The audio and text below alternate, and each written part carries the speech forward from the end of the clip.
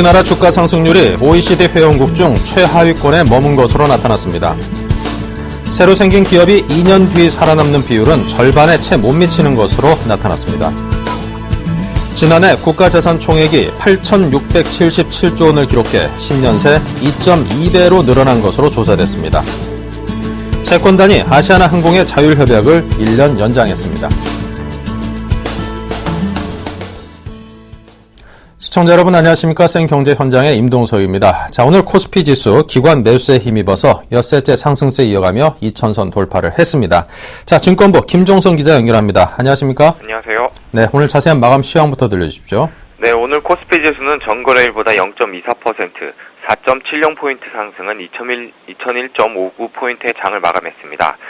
코스피 지수는 외국인의 순매도 전환에도 불구하고 기관과 프로그램 매매, 순매수 확대의 영향으로 2,000선을 회복했는데요.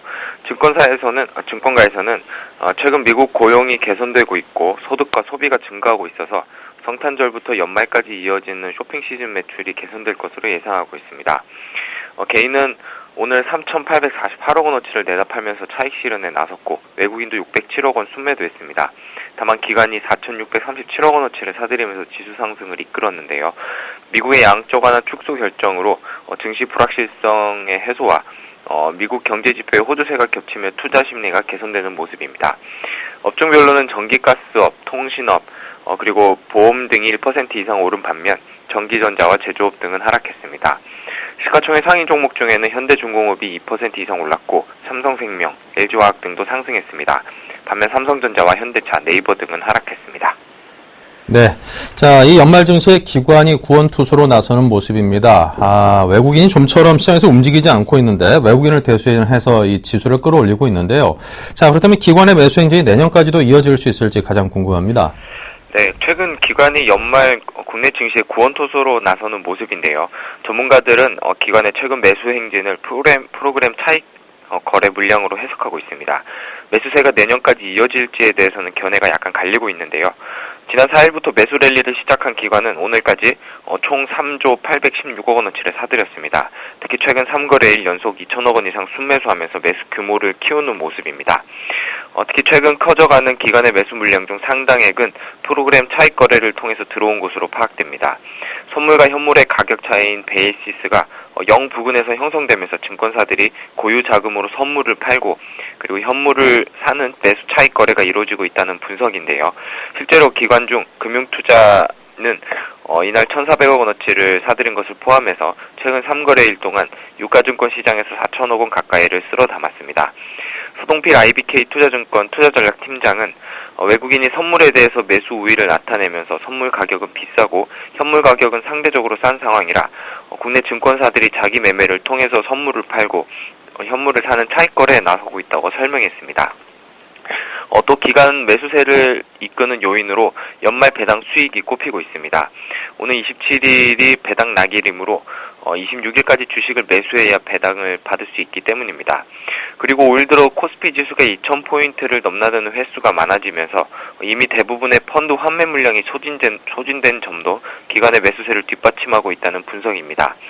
변준호 유진 투자증권 리서치센터장은 코스피 지수가 2,000포인트를 넘어설 때마다 펀드 환매로 기관이 매도 우위를 나타내는 모습이 반복되면서 그동안 누적되어 온 장기 환매 물량이 대부분 소진돼 기관의 움직임이 한결 가벼워졌다며 미국의 테이퍼링 이슈가 해소된 데다 미국 등 선진국의 경제 지표가 좋게 나오면서 투자자들의 국내 증시 상승에 대한 기대감이 커졌다고 설명했습니다. 실제로 펀드 투자로 파악할 수 있는 투신권은 오늘 645억 원 순매수를 포함해서 최근 12거래일 연속 매수 우위를 나타내고 있습니다. 네. 자, 그리고 한국거래소가 한맥투자증권의 주문 실수로 이 회원사들이 분담해야 될 415억 원의 손해배상 공동기금의 납입 일자를 연장하는 방안을 검토하고 있다던데요. 어떻습니까? 네. 금융투자업계에 따르면 한국거래소는 한맥의 지수옵션 주문 실수와 관련해 결제대금 충당에 쓰인 손해배상 공동기금 복구 기한을 내년 1월 20일에서 좀 더 미루는 방안을 검토하고 있는 것으로 알려졌습니다. 구상권 청구를 통해서 일단 회수할 수 있는 자금을 최대한 끌어올려 회원사들의 최종 분담 금액을 줄여보겠다는 생각인데요. 거래소의 한 관계자는 적립기금이 손실 처리돼 올 회계에 반영되면서 적지 않은 증권사들이 부담을 호소한 것으로 알고 있다며 사실 이 부분은 거래소가 관여할 수 있는 부분이 아니라 다른 쪽에서 부담을 줄일 수 있는 방안을 검토 중이라고 밝혔습니다. 지난 12일 발생한 한 맥의 지수옵션 착오 거래로 발생한 총 손실은 462억 원으로 이 중 23억 4천만 원은 한 맥이 이미 납부했고 손해배상 공동기금 중 한 맥 투자증권의 납입분인 24억 원이 결제 충당됐습니다. 나머지 금액은 회원사들이 쌓아놓은 기금에서 총 415억 6천만 원이 빠져나갔는데요. 이번 납부로 2천억 원 규모로 쌓여있던 기금에 공백이 생겼고 이 공백은 규정상 회원사들이 내년 1월 20일까지 다시 채워 넣어야 하는 상황입니다. 거래소는 조만간 한맥 투자증권에 대해서 결제 불이행에 따른 공동기금 사용에 대한 구상권 청구에 들어가 자금을 회수한 뒤에 이를 다시 공동기금에 적립할 계획입니다. 이 경우 회원사들이 떠안은 400억 원 이상의 복구 금액은 회수 자금만큼 줄어들게 됩니다. 네, 자 지금까지 증권부 김종성 기자였습니다. 감사합니다. 고맙습니다.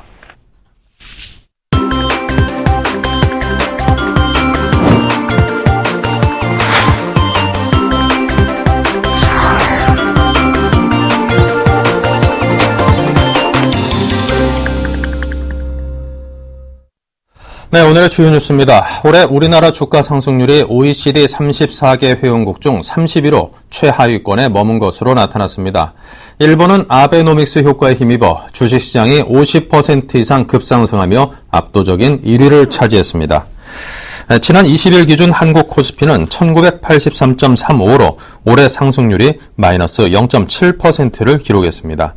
올해 OECD 회원국 중 지수가 내려간 곳은 한국 코스피와 칠레, 터키, 체코, 멕시코 등 5곳뿐입니다. 일본 니케이 평균 주가는 올해 52.7% 급등하며 1위에 올랐습니다. 새로 생긴 기업이 2년 뒤 살아남는 비율은 절반에 채 미치지 못하는 것으로 나타났습니다. 통계청이 공개한 기업 생멸 행정 통계에 따르면 신생기업이 살아남는 비율인 생존율은 2년 후 절반 이하인 48.4%를 기록했습니다. 생존율은 5년 후 29.6%로 급락하는 등 생존 기간이 짧았습니다. 문권순 통계청 경제통계기획과장은 최근 몇 년간 경제 성장률이 낮은 것이 기업 신생과 소멸에 영향을 미친 것으로 보인다고 설명했습니다. 지난해 국가자산 총액이 8,677조 원을 기록했습니다. 이는 10년 새 2.2배로 늘어난 수치입니다. 자산 형태로 보면 토지 자산이 44.8%이고 건물, 기계 설비 등 유형 고정 자산이 국가자산 전체의 포함해서 전체의 89.1%를 차지했습니다. 토지 자산의 경우 서울 1,177조 원, 경기 1,115조 원, 인천 217조 원 등 수도권이 전체의 64.6%를 기록했습니다. 보유 주체로는 개인이 40%, 비금융법인 39.9%, 정부 18.6%, 금융법인 1.6%의 순입니다. 채권단이 아시아나항공의 자율협약 기간을 1년 연장했습니다. 주채권은행인 산업은행은 채권단이 아시아나항공의 자율협약 기간을 2014년 말까지 1년 연장키로 합의했다고 밝혔습니다. 아시아나항공은 채권단이 자율협약 졸업 요건으로 제시한 사항 중 영업이익 및 이자 보상 배율 등의 경영 목표 달성과 부채 비율 400% 이하 달성을 이루지 못했습니다. 아시아나항공은 금호 아시아나그룹이 재정적 어려움을 겪던 2010년 말 채권단과 자율협약을 체결했습니다. 네, 지난 일요일 경찰이 철도노조 지도부 검거를 위해서 민주노총 본부에 진입을 했습니다. 자, 이 하루빨리 파업을 좀 중단시켜야 되는 조치가 되레 노동계를 상당히 자극했다는 평가도 받고 있습니다. 사회부 임진혁 기자를 연결해보죠. 안녕하십니까? 네, 임진혁입니다. 네, 민주노총과 한국노총 모두 이 정부에 대해서 상당히 강경한 입장이라고요? 네, 철도노조 파업이 노동계 전체로 확산되는 모습입니다. 한국노총은 어제 대표자 회의를 열고 경찰이 민주노총 본부에 진입한 것을 규탄하며 노사정위원회 불참을 선언했습니다. 한국노총은 당사자는 아니지만 이번 사태가 노동계 전체에 대한 탄압이라고 보고 있는데요. 한국노총은 이번 공권력 투입에 대해 정부의 사과와 책임자 처벌을 요구하며 이를 받아들일 때까지 노사정위원회를 비롯해 정부와의 모든 대화를 중단하겠다고 밝혔습니다. 민주노총 역시 정부에 대한 공세를 이어갔는데요. 오는 28일 총파업의 날 대규모 조합원과 국민이 함께 모여 박근혜 정권 퇴진을 위해 투쟁하겠다며 강경한 의사를 보였습니다. 또 매일 촛불 집회를 여는 등 대규모 선전전을 진행한다는 방침입니다. 네, 이 한국노총이 노사정위원회 참여를 거부하게 된다면 노사정위 활동이 당장 중단되는 거 아닌가 싶은 염려가 드는데요. 어떻게 됩니까? 네, 맞습니다. 민주노총은 이미 1999년 이후 노사정위 공식 회의체에 참석하지 않고 있었고요. 그나마 한국노총이 노측을 대변해 왔는데 이번 불참 선언으로 노사정위는 활동이 중단됐습니다. 당장 오늘 예정됐던 제4차 자동차 부품 업종위원회와 제8차 고용유인형 직업능력개발제도 개선위원회 전체회의 등 일정이 모두 취소됐는데요. 노사정위 활동이 중단된 건 지난 2009년 이후 4년 만입니다. 노사정위는 지난 이명박 정권 당시 제 역할을 못하면서 식물위원회라는 오명을 들어왔는데요. 박근혜 정부 들어 사회적 대화의 중요성이 강조되면서 노사정위가 다시 살아나는 듯 했지만 이번 사태로 다시 기능이 멈춰섰습니다. 네. 자, 그렇다면 여기서 논의되던 고용 노동 분야 현안들은 어떻게 되는 건지 궁금합니다. 통상임금 판결 이후에 임금체계 개편 방안도 논의돼야 될 텐데요. 네, 노사정위 활동 중단으로 지난 18일 대법원의 통상임금 판결에 따라 임금체계 개편 방안을 논의하기 위해 노사정이 내년 초 대화기구를 출범하기로 한 계획은 불투명해졌습니다. 통상임금 판결에 따른 임금제도 개편 기준 마련이 늦어질수록 내년에 전국 각 사업장에서 임금단체 협약을 제대로 진행할 수 없기 때문에 큰 혼란이 예상되는데요. 또 근로시간 단축과 일가정 양립 등 굵직한 이슈에 대한 논의도 멈추면서 정부가 추진하는 고용률 70% 달성 목표와 시간 선택제 일자리 확대 등 주요 정책도 흔들릴 가능성이 커졌습니다. 네. 자, 빨리 좀 사태가 마무리돼야 할 듯합니다. 노사정위 그리고 정부의 반응은 어떻습니까? 네, 노사정위의 경우 노측이 스스로 나오기 전까지는 먼저 나서 할 수 있는 일이 없기 때문에 전전긍긍해하는 상황입니다. 노사정위 고위 관계자는 이번 사태를 걱정하면서도 임금체계 개편이나 근로시간 단축은 미룰 수 없는 과제인 만큼 대화는 계속돼야 한다고 강조하고 있습니다. 고용노동부 역시 이번 사태가 노동계 전체를 겨냥한 것이 아니라며 확대 해석하지 말 것을 당부했는데요. 노총과 꾸준하게 의견을 나눠가면서 사태 해결에 최선을 다하겠다고 밝혔습니다. 그러나 이 같은 정부 바람과 달리 노측의 강경 투쟁 의지가 워낙 강하기 때문에 당분간 해결이 쉽지 않을 것으로 보입니다. 네. 자, 이 민주사회는 법치사회일 겁니다. 그리고 이 민노총 본부 같은 데가 과연 이 불가침의 성지가 아닐진데 이 법원에서 발부한 영장을 정당하게 집행하는 것에 이렇게 반발하는 것, 이것이 과연 정당한 것인지에 대한 고민은 반드시 한 사람 한 사람이 좀 해봐야 될 듯 싶습니다. 자, 사회부의 임진혁 기자와 함께했습니다. 감사합니다. 네, 감사합니다.